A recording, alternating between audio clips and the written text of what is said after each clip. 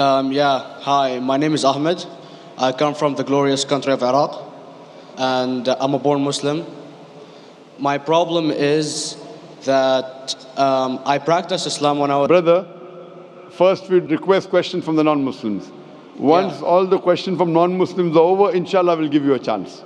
Yeah, but I'm telling you my problem only. It's. Okay. But you said you're Ahmed and you're a born Muslim. I am born Muslim. But now are you a Muslim or not?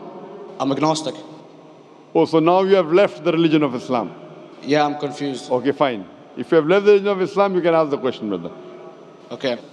So my question is, how come I don't have the faith that you and the other Muslims have and some of my friends, even though I practiced Islam a lot and I even did Umrah, but I still do most of the sins that are forbidden in Islam, and I sometimes am lazy to do the prayer and the other subjects we have to do in Islam. I have read many books and about other religions and conspiracy theories and documentaries and such. I even have seen your own videos on YouTube, and there are many questions that go around my head about Allah and the Messenger and Muslims in general. And basically the most important question is, you said in one of your debates or questions that Allah is the creator and He's uncreated. But I have realized, how can the uncreated exist? And if He exists, how can we notice Him? How can we see Him or hear Him or feel Him or know of His existence if He's uncreated in our own dimension or so? That's one of the questions. Brother Ahmed said that he is a born Muslim. He comes from Iraq. He read the Quran, he read the books, but he commits many sins. He believes maybe sometimes he's agnostic and he's lazy for praying. Brother, before I answer your main question, if you do sins and if you're lazy for praying, that does not make you a non-Muslim. As long as you believe that praying is fard, sometimes you miss, it's a sin. It's a major sin that you sometimes don't pray, but that doesn't make you a non-Muslim. If you say praying is not required, then you're doing kufr. But if sometimes you do sin, sometimes minor sin, sometimes major sin, it is haram, it's forbidden, but that does not throw you outside the fold of Islam. There are sometimes waswasa of the shaitan asking you, you're a Muslim, but this is wrong in Islam, this is wrong. And it does deviate the person's mind. At that time, maybe your iman may be low. But these things should not make you consider that you're non-Muslim. Regarding a question that I mentioned in my speech, and you're right, that Almighty God is the creator, but He Himself is uncreated. You ask the question, how can the uncreated, how can we see the uncreated? And how it's possible. Allah subhanahu wa ta'ala is Khaliq, is the creator. And by definition, He's uncreated. Because normally people say that when they try and prove in logic that everything has a creator, who created this table, the carpenter, from where he got, from the tree, who created the tree, so it goes back to Allah. So when many of the people try to convince an atheist, they try and say that everything has a creator, and then they get trapped when the atheist asks him who created Allah. So if you hear my tapes, I never go that way. I ask the atheist that how did you come to know about the universe? How did you come to know about the functioning of the stars, of the sun? And he says, and goes back, that the creator. So it's the vice versa.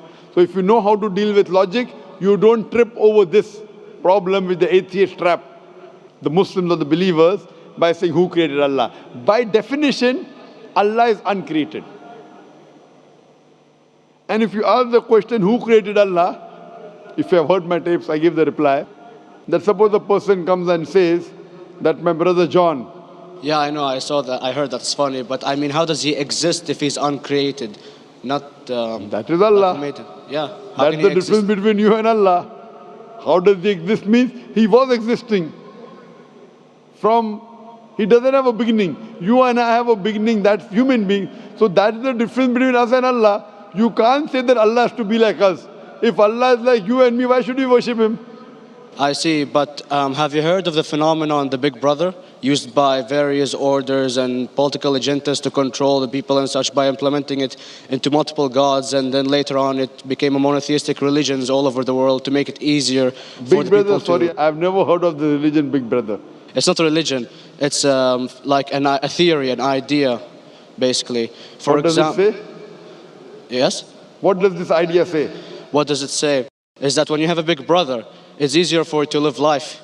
When you have someone watching you the whole time, understanding you the whole time, protecting you the whole time, being with you the whole time, and you can talk to him, although he never talks to you back, maybe in your dreams, due to your mind and such, it's easier for you to live. While a human who does not have a big brother and is not easily controlled into doing so and is having complete freedom is a danger for the major ruling powers and such. So what does this say? I don't understand. Big Brother may be the Big Brother may not be the. So what does it have to do with Islam and God? What does it have to do? Because basically Allah is watching you the whole time. So you want to knows. say that Allah is like a big brother? Indeed, you use him for your protection so you won't be scared. You know what I mean? See, this is the hypothesis. Hypothesis. If you have heard, how do I convince an atheist? If you have heard my answer, that you said that you're agnostic, you're atheist. Yeah. So first thing I do to an atheist is I congratulate him. What? I congratulate him. Have you heard my answer of atheist? Yeah, you congratulate them and stuff. But I haven't seen your debates with the atheist. I just saw your answers on some questions. Fine, so you haven't seen the answer of atheist. No, but I've seen your debate with David William Campbell. And that William Campbell is not an atheist. Yeah, yeah. Now when an atheist tells me he does not believe in God like your theory of Big Brother, Yeah. and if you believe in that theory, I will ask you, first thing I do to the atheist, I congratulate him. You know why? Yeah, because they think and they don't follow what their parent does and such stuff like that. No. I congratulate him because he is not doing blind belief. The other people are doing blind belief. He is a Christian because father is a Christian. He is a Hindu because father is a Hindu. Most of the Muslims are Muslim because father is a Muslim. He is thinking. He says there is no God. He has said the first part of the Islamic Shahada, La ilaha. The reason I congratulate him is because he has said the first part of the Islamic Shahada, Islamic Creed, La ilaha. The only thing I have to do is illallah, which I shall do inshallah. So if you have heard my answer, an atheist becomes an atheist because he believes in science, he believes in logic. Or I ask him that if an equipment is bought in front of him, which no one in the world has ever seen, and if the question is asked that who will be the first person who will be able to tell you the mechanism of this new equipment, what is the answer? Of course, he's going to tell you the producer or the maker of this equipment. Creator, producer, maker. So when we ask him questions that how did this universe come into existence, he will talk about the Big Bang. This what we're going to talk is already mentioned in the Quran 1400 years ago in Surah Anbiya chapter number 21 verse number 30. Avalam yaral lazina kafaru anna samawati wal arda kanat ratkum fataknahuma. Do not the unbelievers see that the heavens and the earth were joined together and we clove them asunder. This what you came to know 50 years back is mentioned in the Quran 1400 years ago. Who could have mentioned that? Well, in various civilizations in like 2000 or 5000 BC before Islam came or Christianity itself, there was various civilizations that are good in astronomy and they know more about our solar system than we do now, sadly. Brother, your knowledge of science is little, not in-depth. I do agree. There are certain things which were known as hypotheses. For example, we came to know, we were proved that the earth was spherical in 1577. I know that in 6th century BC, there were Pythagoreans who believed that the earth was spherical. But the same Pythagoreans who believed the earth was spherical also believed that the earth was the center of the universe, which is wrong. You show me one civilization which believes 100% what the Quran has mentioned. I challenge you. What you say, so do you mean to say there was a person who said, okay, this civilization, out of 100 things, these 2 things are right. Out of 100 things, these 5 things are right. Out of this 100, and picked and chose. Who can do that? No one besides the Creator. Even if you know that there were 10 different civilizations, hundreds of civilizations, there is not a single civilization that you know in the past which knew 100% of science what we know today. So where is your logic? Where is your theory? I do know that certain things were hypotheses, which were proved later on. But there is not a single civilization which knows everything what is mentioned in the Quran. So the answer goes back to the original question, who could have collected this in the Quran? Someone 1400 years back, could he do and say, okay, out of these 100 things, these 3 are right, out of these 100 things, these 2 are right, out of this, it's not possible. Mathematically, it's not possible. Well, you never gave the idea of extraterrestrials or so. I mean, knowledge is power. And Brother, I'm asking you a simple question. We are not come here to have a debate. yeah. I'm asking you a question. Point out a single civilization. You're asking something else. Yeah, We all are right. not here to discuss. You can come in the room and discuss. You ask a question, I'm giving you the answer. You gave about old civilization. I told you you're right. But out of 100 things, 98 they were wrong. So I'm asking you, who could have mentioned this in the Quran? You're talking something else now. Yeah, well, I'm asking a simple question, 2 plus 2 equal how much? You are saying, I'm telling you 3 multiplied by 3 is how much?